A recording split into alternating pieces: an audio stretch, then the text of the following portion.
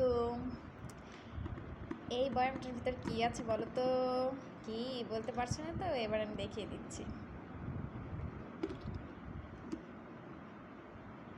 এই যে ঝিকমিক ঝিকমিক করছে না, এত সুন্দর মজার জিনিস, একদম আলোতে ঝিকমিক ঝিকমিক করছে। ওয়াও, মাশাআল্লাহ। এটা হচ্ছে বড়ইয়ের আচার। বড়ই শুকোনোর পরে গ্রামের ঢেকিতে কোটার পরে যে গুঁড়োটা হয়, আমার আম্মু আমাকে পাঠিয়েছিল, তো আমি গুড় কিনে আচারগুলো বানিয়ে নিয়েছি। তো এখন খেয়ে দেখবো কেমন।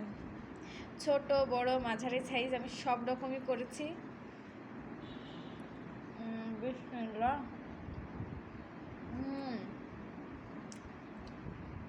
অনেক মজা হয়েছে, মাশাআল্লাহ। তো এটা এখন সারা বছর সংরক্ষণ করে খেতে পারবো।